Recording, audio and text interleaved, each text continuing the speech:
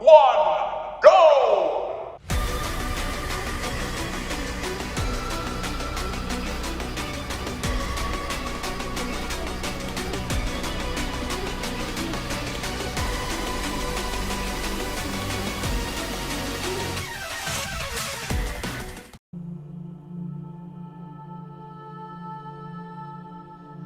Elder Souls – изометрическая экшен-игра, для которой название, походу, придумал какой-то рекламный алгоритм, из-за чего угодил сразу же в две игры от From Software. История, собственно, про то, как одинокий воин пришел в земли богов, чтобы этих богов порешать, пока человечество погибает от какого-то мора. Наверняка в скрытом лоре полно еще всякой всячины, но пускай с ней разбирается какой-нибудь другой зануда.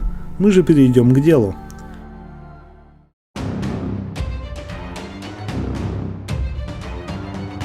Приплываете вы на лодке и не успеваете осушить весла, как на вас тут же бросает туториал, в ходе которого вы осознаете, что на Соулса игра похожа едва ли. Разве что как раз метод подачи сюжета схожий. Среди приемов у вас быстрая атака, которая практически не наносит урона.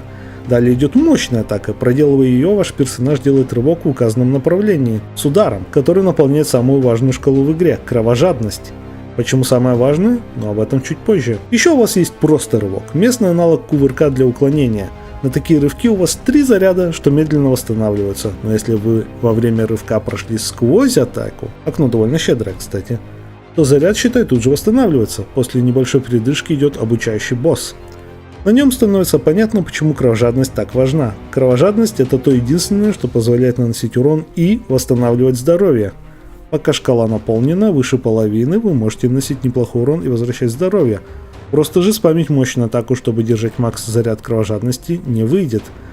Сначала она должна опуститься ниже половины, чтобы бафы, которые на вас висят, упали. Чтобы обнулить кровожадность более эффективным образом, вы также можете сделать кровавый взрыв, сильный удар, пробивающий защиту, если у босса есть таковая. Заодно это обнуляет шкалу, делается тоже, пока шкала выше половины. Иначе говоря, в идеале вы подлетаете к врагу на мощном ударе, делаете сколько успеете атак под кровожадностью и оканчиваете все кровавым взрывом, пока эта шкала находится выше половины.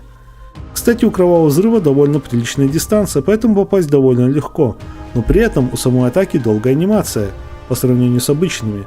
Поэтому с ней надо быть осторожнее. Будучи обучающим, первому боссу почти невозможно проиграть, да и за бога он не считается. За победу над ним, однако, дается 1 очко навыка. И тут начинается самое важное. Вы должны определиться, как собираетесь играть в Elder Souls. В игре 3 основных ветки билдов, и если выбрали один, то доступ к другим закрывается, поэтому совместить их не получится. А еще есть подветки в самих этих билдах. Их уже можно совмещать. Первая рассчитана на стаки листьев, которые потом бьют на дистанции. Вторая на стаки берсерка, которые дают атаку на дистанции с бафом к урону.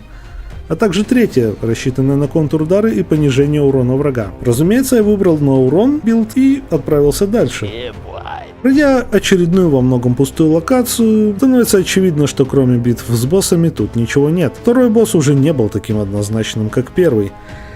Этот гад умудрился убить меня и обладал конкретной второй фазой. Кстати, привыкайте к этому сразу. Тут эти фазы у всех, и их может быть даже больше, чем 2. Худо-бедно, преодолев его, я вышел в первый True Hub. Тут впервые предлагают свободу выбора боссов, пока что из 2.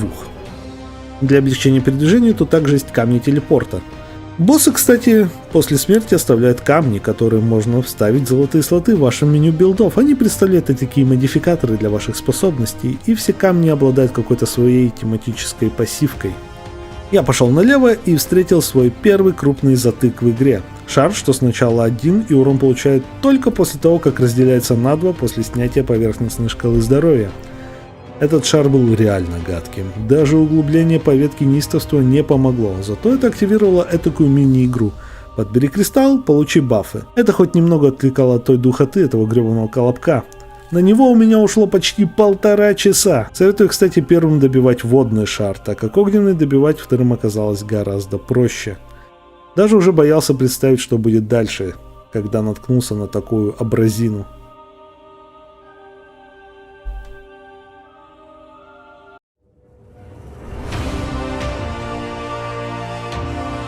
Если шар отнял 1,5 часа, как думаете, сколько у меня заняли 7 оставшихся боссов игры? Они заняли часа 2. Да, самым сложным боссом конкретно для меня оказался 3-й, но обо всем по порядку. Несмотря на то, что билд можно переделать в любой момент. После шара я все-таки решил остаться на намеченном пути с кристаллами ярости, так как я заметил там клевый эффект.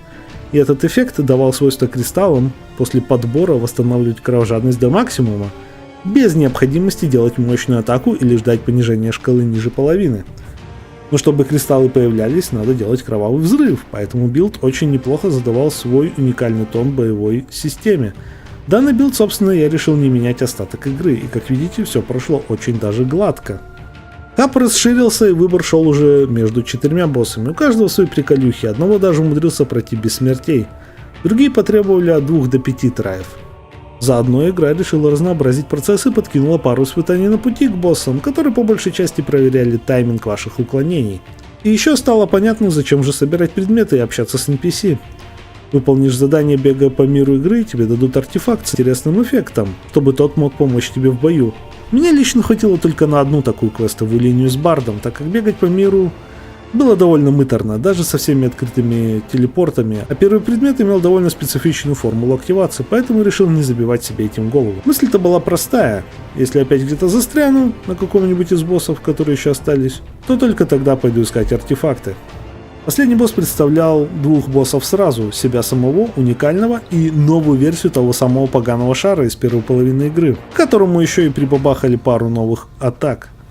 Но то ли это сказался билд, мой опыт или удача, а может и все сразу понемногу, но он лег примерно так же, как и большинство боссов второй половины игры. По моим приключениям может показаться, что игра на самом деле была простой, но честно я считаю, что это не совсем так. Ведь из всех 10 боссов я умудрился не умереть только на 2, один из которых, кстати, при этом обучающий. В то время как от 2 до 5 смертей это очень даже неплохой показатель смертей для многих других босс-баттлов из достаточно челленджевых игр. Иллюзия легкости просто создается за счет скоротечности, игра быстрая, боссов всего 10, и тебе дают переначать прямо там, после смерти. Поэтому нет никакого унылого бэктрекинга до ближайшего чекпоинта, а значит никаких лишних перерывов. В игре нет иного оружия, кроме вашего меча, нет необязательных боссов или альтернативных концовок, поэтому все, кто играет, обязаны пройти через тот же самый набор испытаний. Иронично, конечно, такое говорить, но игра, которая похожа на Dark Souls по большей части лишь названием, все равно умудрилась попасть в Dark Souls Tier. Эта игра достойна мужской лицензии. Ты, скорее всего, умрешь в каждом бою хотя бы раз, но где-то там, в глубине, ты будешь понимать, что можешь победить, и даже чувствуешь, как именно. Чем это не залог честного челленджа. Может, опыт других билдов совсем иной, и думаю, скорее всего, так и есть, так как геймплей изменился для меня достаточно хорошо, согласно специфике выбранного билда. А если кому-то хочется раскачать свои билды на обе подветки и подраться с боссом еще раз на разогнанных щах, то для вас будет открыта дорога в новую игру плюс, где у боссов в 4 раза больше хп, а при вас есть добытый до этого опыт. Как можно обратить внимание, первые 4 игры были выбраны не просто так. Они репрезентуют каждый тир сложности, как полагается, на мой взгляд, и служат отличной демонстрацией того, где какая игра вполне может оказаться на этих тирах сложности. Но далее уже свободное плавание, так что готовьтесь к тому, что распределение будет уже не таким ровным.